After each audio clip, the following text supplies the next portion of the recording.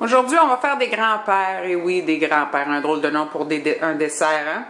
Mais c'est ça, moi, ça fait depuis que je suis petite fille que je mange des grands-pères. C'était ma grand-mère qui m'a fait ça. Et j'ai tout le temps beaucoup aimé. Maintenant que je suis mère moi-même, je fais ce dessert pour mes enfants. Ils adorent ça.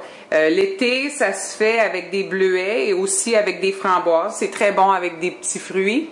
Et aujourd'hui, je vais vous montrer comment c'est facile de faire des grands-pères. On va tamiser la farine, le sucre,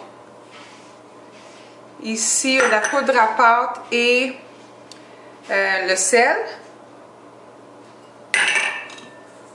On va tamiser tout ça. Maintenant, on va ajouter la graisse.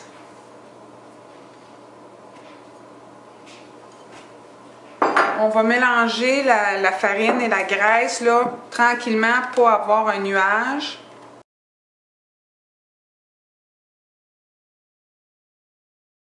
Si vous avez encore des grumeaux dans la pâte, n'hésitez pas avec vos mains de mélanger la pâte. Une fois que vous êtes prête à ajouter le lait, là, ajoutez pas tout au complet, un peu à la fois. On va faire une demi.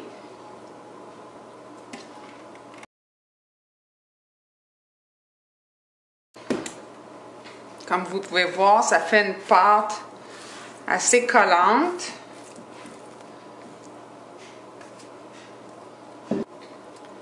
Là, l'ingrédient magique pour cette recette, c'est le sirop d'érable.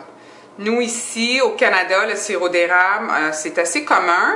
Mais le sirop d'érable est classifié un peu comme le vin, si vous voulez. Ici, c'est du Canada numéro 1 médium. On voit du clair, on voit du foncé. Le clair, on l'utilise pour manger, disons, avec des crêpes. Ou ce qui n'est pas mélangé avec d'autres ingrédients, on peut vraiment le savourer. On ne prend pas notre meilleur vin pour mettre dans une sauce. On prend du vin de table ordinaire. On garde le vin, le bon vin, boire là, vraiment en verre.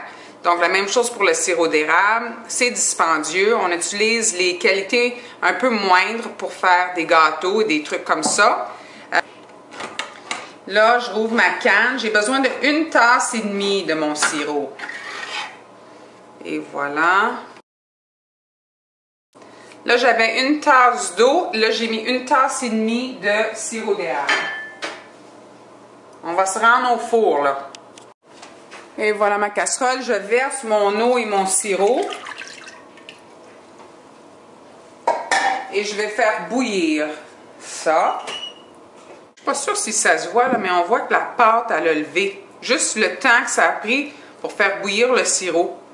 Cuillère, on va déposer la pâte dans le sirop. On peut voir, là, ça commence à chauffer. C'est important d'avoir une grande casserole pour être capable de mettre toute la pâte d'un coup. On va attendre un petit peu plus. On ajoute la pâte là, en portions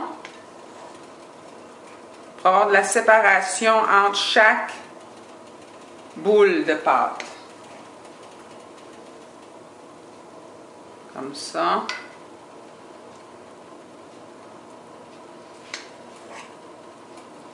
Plus qu'ils sont petites, plus qu'il va y avoir du sirop alentour. Si on met un gros morceau, mais le sirop ne va pas se rendre au centre.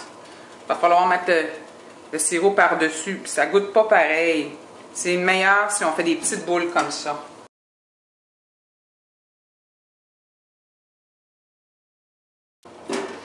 On va mettre le couvert.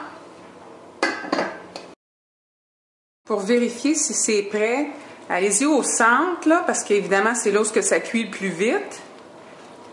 Et on va juste, avec 2 fourchettes, ouvrir le gâteau pour voir l'intérieur. Et ça ressemble vraiment comme un gâteau, là. On voit qu'il est cuit. Donc, on peut éteindre. Et voilà.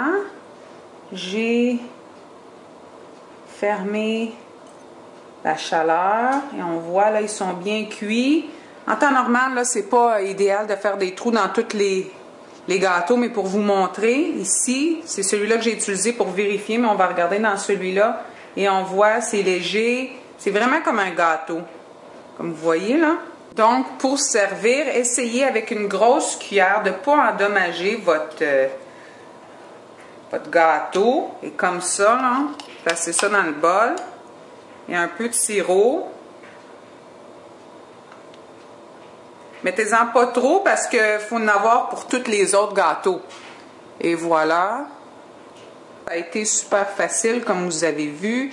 Et là, je vais souffrir et manger. J'ai regardé sur Internet, je crois qu'une portion de grand-père, c'est comme 500 calories. Et voilà, c'est ça que ça a l'air en dedans. On prend un petit peu de sirop avec la pâte. Qu'est-ce qui arrive, c'est qu'avec la farine et le sirop, ça fait comme un peu plus une sauce. Ça colle au gâteau. C'est très bon. Vraiment, là. Puis si vous aimez la recette, je vais vous montrer aussi comment les faire au bleuet et aussi aux framboises. Et c'est vraiment bon. C'est sûr que c'est pas diète, là, mais il reste que c'est une recette maison. Ça goûte maison et souvent ces recettes-là font des bons souvenirs en temps de famille.